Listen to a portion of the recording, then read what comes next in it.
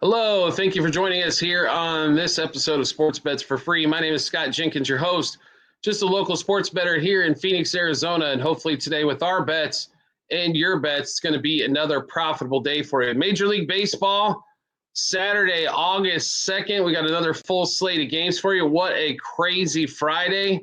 What's up with the Blue Jays giving up runs every time you turn around? The Cubs only score one run in that game against the Orioles, 1-0 there.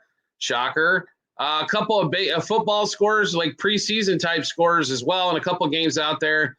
Pirates blow a big lead. Padres, told you, is one of the favorite plays of the day on the money line. They covered the 2.5 as well, which we kind of had a good inkling that could happen there. Also, the Dodgers go to work, do a little bit of work, get some stuff done there. So interesting day in baseball. Should be a great day on this Saturday as we have a ton of pitching ace pitchers going for multiple ball clubs. So should be a big day in MLB. A lot of different plays. Let's get started with it. First of all, if you're new to our show, welcome. Secondly, we do fade or follow 4 teams: Cubs, Dodgers, Royals, and Orioles. That's where we put all of our personal bets in those 4 games to limit down some of the stuff. But we will give you plays in every game out there, so no worries at all. If there's a game you really like, we will have something in there. Let's get started, and we'll get started with the early ones here. Dodgers Rays to lead off the day, 1:10 Eastern Time. Rasmussen, and welcome back Blake Snell. So we don't expect Blake Snell to go very long. He's going to be limited, I'm sure. That's okay. I trust the Dodgers bullpen has been pretty solid. Rasmussen also limited innings and pitches as he's had more innings than he's ever had before. So the Rays are worried about the future with him, as they should be, because probably not really going anywhere this season. And right now, the Dodgers offense continues to put up 5 runs a game, and they continue to get wins.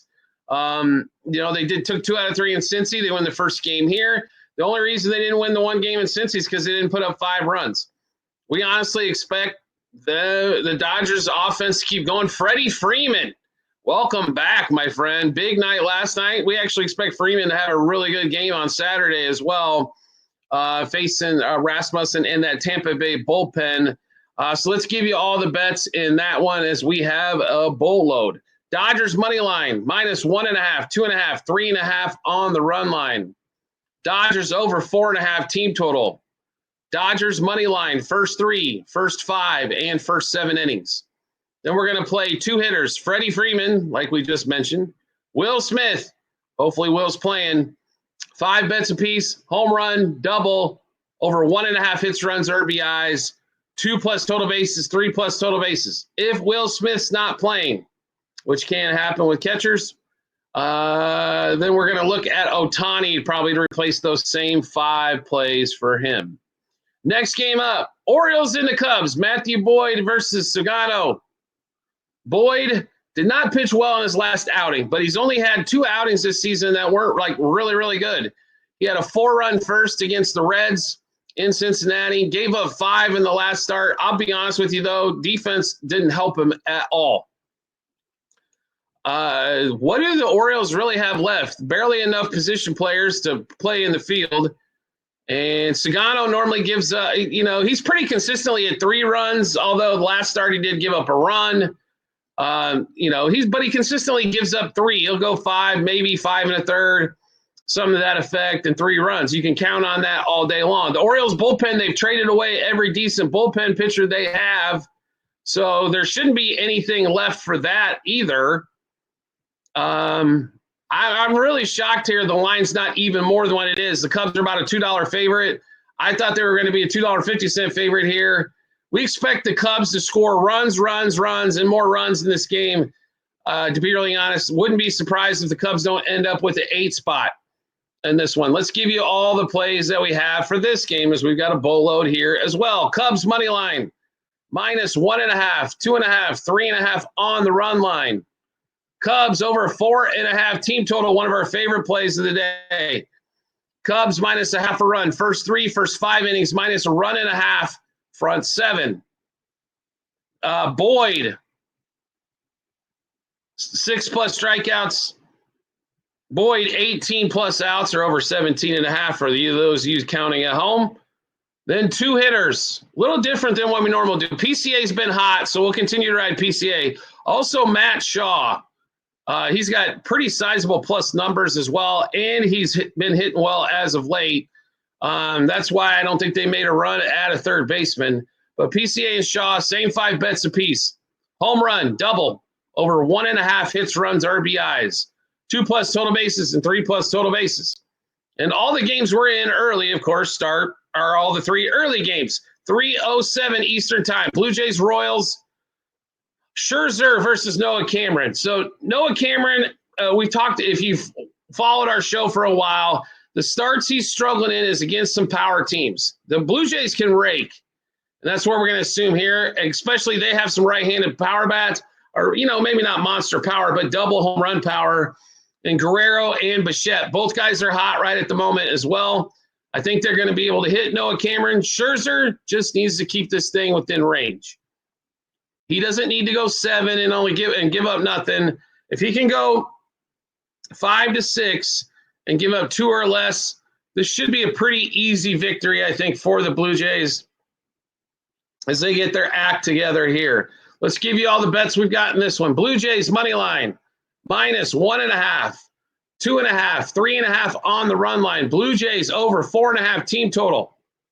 Blue Jays -0.5 a run, first 3, first 5, first 7 innings. And we're going back to the same 2 guys again we went with yesterday as they cashed everywhere. Guerrero and Bichette, same 5 bets apiece. Home run, double, over 1.5 hits, runs, RBIs, 2+ total bases, 3+ total bases. Next game up, Pirates, Rockies, Paul Skeens, Gomber. Well, you saw a bunch of offense yesterday. What are we going to see for this Saturday? We don't expect Skeens to give up that much, but it's hard to bet the Pirates at a $2 favorite, period. You can't do it. I mean, you can, but I wouldn't recommend it. People are going to put them in a parlay and be like, well, yeah, it didn't matter because I had 3 teams anyway. It does make a difference on your parlay what the juice is. So ways to attack this game here. I think there's a couple. I would really focus on the first 5 innings and Pirates -1.5 in the first 5. You can't play money line first 5 because it's even juicier than the money line for the game, right? And -0.5, but you can play -0.5 as well, where they only got to be up 1 run at the end of 5. -1.5 will get you plus money, so they need to be up by 2 runs at end of 5 innings if you're not familiar with that play. But I think lots of opportunities here. Everybody and their grandmother, this is the first thing they're going to ask about when Skeens is on the mound. Strikeouts at 6.5. This is a definite over 7+ Ks. Now, Skeens has been normally going 5 innings. He's been throwing a lot of pitches, but he has been striking a lot of guys out. The Rockies do strike out quite a bit. So Skeens over 6.5 Ks. Pirates -1.5 runs first 5 innings. Like both of those plays quite a bit in that Pirates-Rockies game. Next game up, Brewers Nationals, 4:05 Eastern Time. Jake Irvin, Woodruff for the Brewers. We told you the Brewers yesterday. We loved them. They came through. Big day for them. The offense was cooking, even without Jackson Churio. Now, here in this one here, we like the Brewers again. I mean, there's not a reason not to. They're a $1.70 favorite. I understand. But besides Brewers -0.5 from 5, besides Brewers -1.5 on the run line, Christian Yelich, William Contreras, both over 1.5 hits, runs, RBIs as well, are some excellent plays there for you in that Brew-Ha-Ha's matchup against the Nats. Tigers and the Phillies, 4:05 Eastern time frame. The pitching matchup maybe of the year, Skubal versus Wheeler. So in Philly, the line is actually not a surprise here. Like there's a slight lean to the Tigers here, but there's really shouldn't be. Total's at 7. Surprised it's not 6.5. But I will get this plus money for 7s to go over that. Here's what I'd recommend. Skubal in his last Wheeler's allowed a lot of runners on base, and nobody's been able really to push anybody across. And Skubal has been getting hit a little bit as well. Over 6.5, over 3.5 front five. I think both pitchers might get touched up just a shade. I expect Skubal to get touched up maybe more than the rest. It's not that I don't think Skubal is the best pitcher in the American League. I do. I've seen this program before, and to be really honest, I think the Phillies can't hit him. I think the offense wakes up a little bit today. Now, nobody's really hit Wheeler on the Detroit side, but we expect, Schwarber's 1 for 2 off of Skubal, Harper's 1 for 3. The limited at bats, and it's one of those deals. Like, we've looked at aces, and every time we seem to get 2 of them together, there seem to be some runs. Like, just crap happens, right?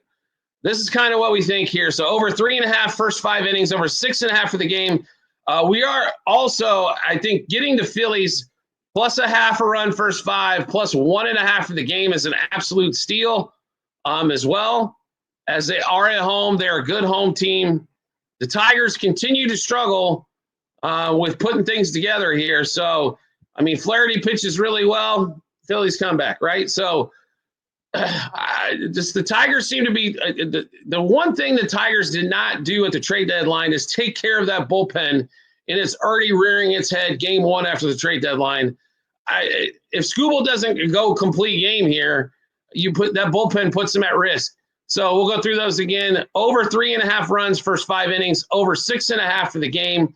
Phillies plus a half a run first 5 innings. Phillies plus 1.5 for the game as well. Next game up, Giants, Mets, 4:10 Eastern time. I would like to personally thank the Mets for totally screwing the pooch for Friday's game. David Peterson had pitched well. They can't hit shit. What is going on with this offense? And then the bullpen that's supposed to be really good now, all of a sudden allows the run in the 10th, and they can't recover. Lose 4-3. I don't get it. The Giants have waved the white flag, and they can't even beat the white flag team. It's absolutely not a good performance by the Mets on Friday. Now, Senga is pitching on Saturday. I will say this. Matt Chapman, by the way, is 3 for 4 with 2 home runs off of Senga lifetime. So I do not blame you at all if you want to play some Matt Chapman props. But we're going to roll with the Mets again, and I'm probably going to live to regret it. Mets minus a half a run first 5. Mets minus 1.5 for the game as well. It's getting a little juicy on the money line. It's still worth the play there. $20 to win $10 is still all right.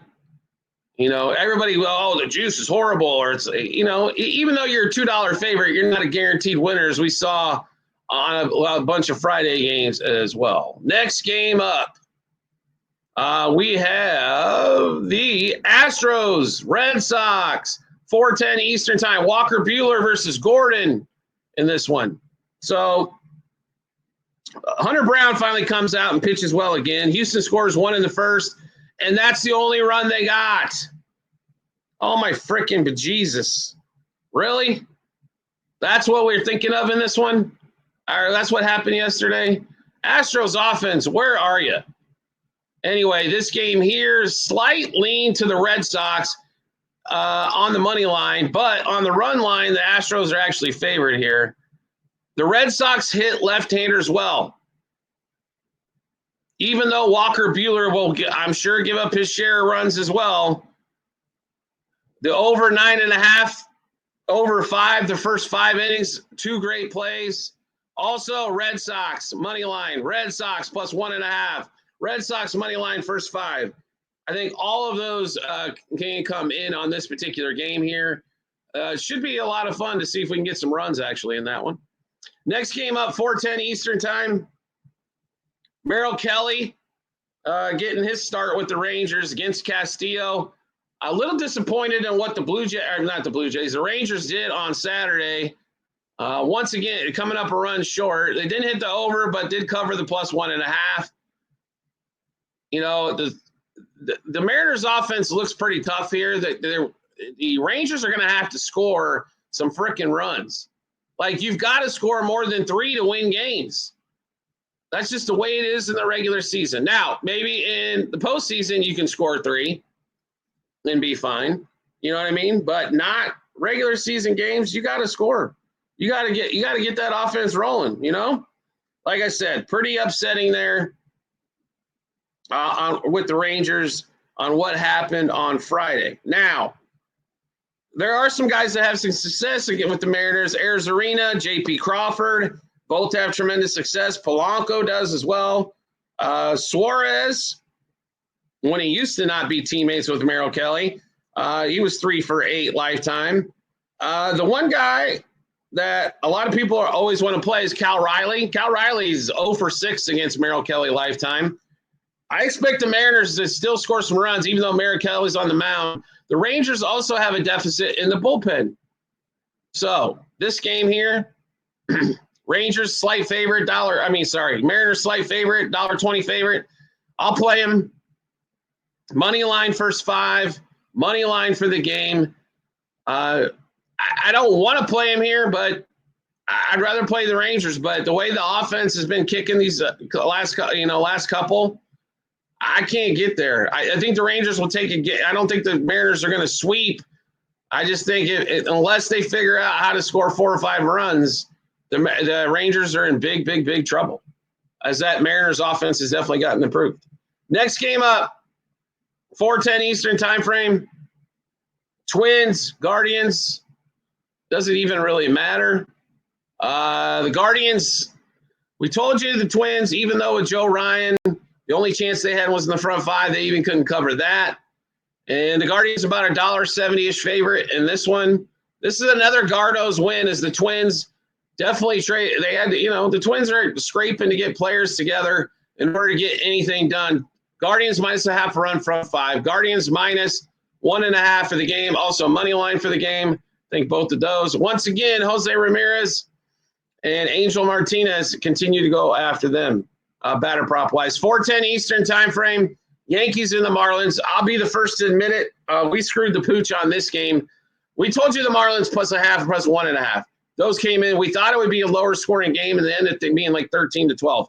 That's what's so crazy about baseball, is even though it says this, they play so many games, and it's impossible to rate the human element, right? So if they were machines, that game should have been 3-2. They're human, so it wasn't.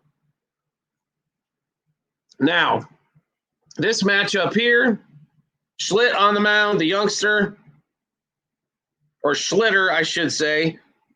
He's not been fantastic, right? He's striking out guys, but they're not necessarily, it's not recording into like scoreless outings.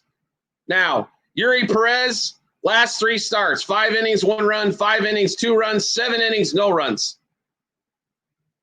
That's saying something. He has pitched really well as of late. And get the Marlins at even money on the money line and a decent number on the plus 1.5. I'm going to go with, are you freaking kidding me again? Marlins plus a half a run first 5. Marlins plus 1.5 and money line for the game. I think you got an excellent chance here. I'm not saying if the Marlins score 3 runs, they win this game. But Schlitter's been giving up runs. And Yuri has not. Should be a good opportunity here to take the Marlins as the underdog here and get another victory. Next game up, Braves and the Reds. All right, so 7:15 Eastern time to start off the nighttime games. I have a major complaint with the Braves and the Reds. They put up, 23 runs in the first game. They have 2 pitchers going in game 2 yesterday on Friday that should have given up another 23 runs. And neither offense can get a run across. I don't know how many times I have to see runners at first and second with nobody out or 1 out, and we can't get a run home.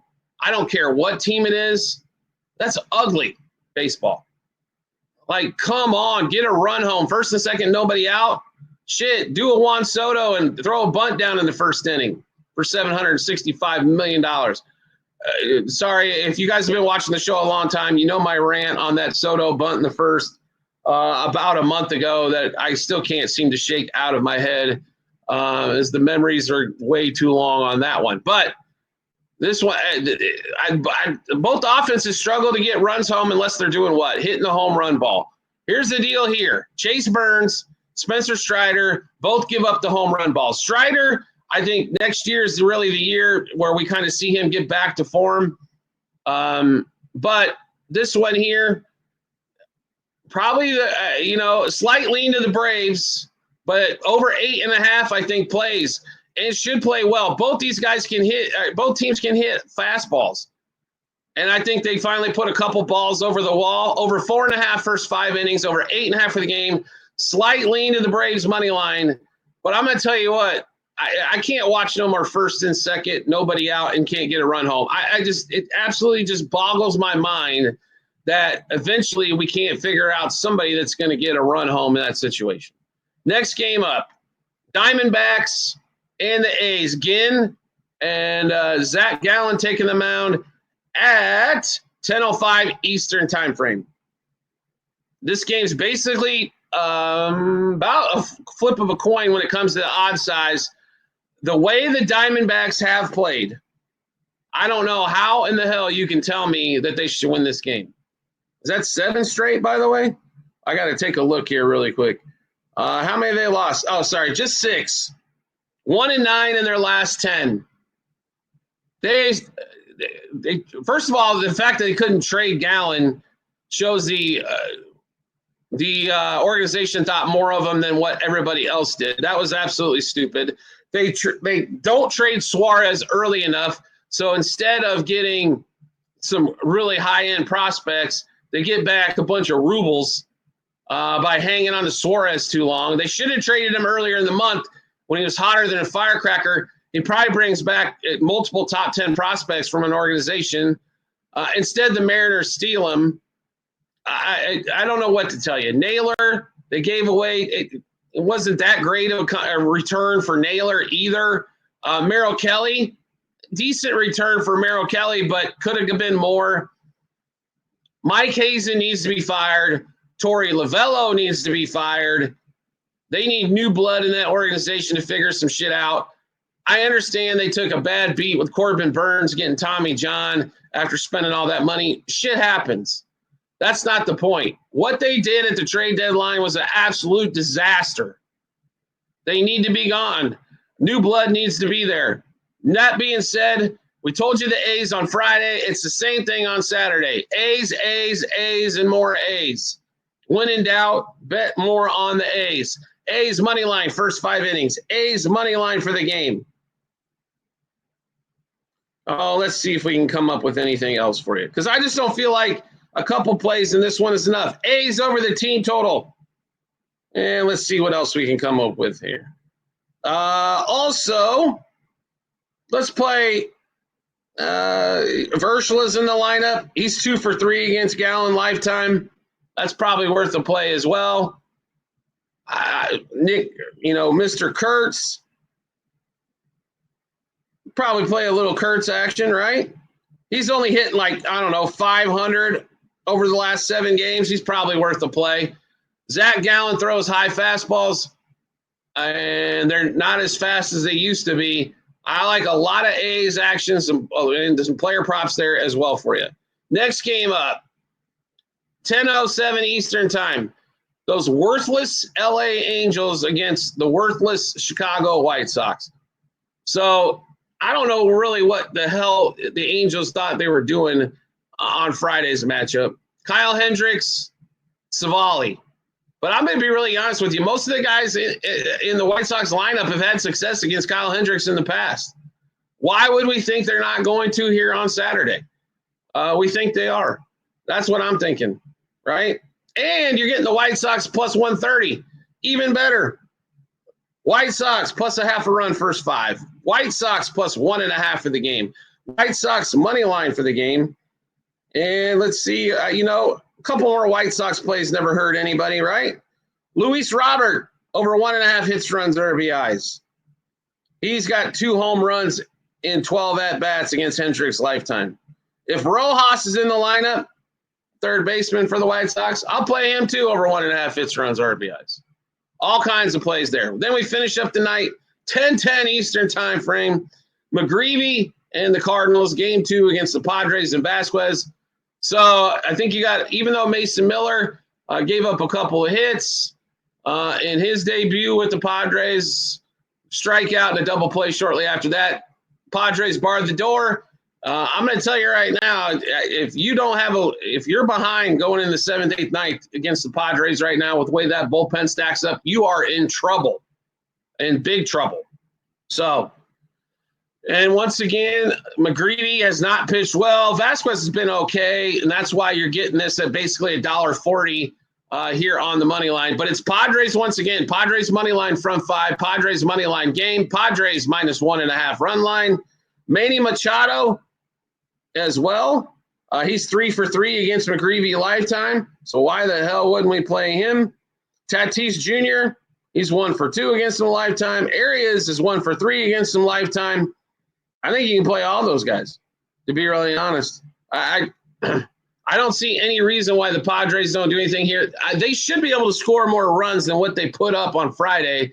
The 4 is kind of disappointing with the way that lineup looks now. But they can pitch, they can play defense, and they hit a lot. They put the ball in play a ton. That spells like postseason success.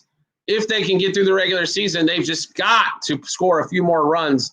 And if they do, watch out, everybody in the National League. The Padres could definitely make a run. All right, so we just went through a full slate of games for Saturday, August 2nd. And just a reminder, our sponsor for the show, Outlier.com, one of the world's leading sports betting help apps out there as well. In the comments section, you'll see a link for the Outlier. You can join in there, start your 7-day free trial as well. Well worth it. If you like doing the research on your own, not only is Outlier going to show you a lot of the best bets to make, they're also going to show you the best odds at the books where you currently are. You can set that to where if you're part of like 7 books you're signed up with, or if you just have 2, you can sit there and they do the odd shopping for you as well. Great, fantastic app. We appreciate their support of the show as well at Outlier.com. Make sure you check that out when you get some time. If you like the content you're seeing here and want to see some more, highly recommend you hit the subscribe button here on YouTube. Once you do, you'll get notifications in your subscribe tab.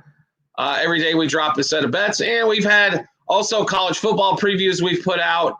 We've got one left to go for next Thursday. That'll be laid out for the Big Ten, but we went through the SEC, ACC, Big 12.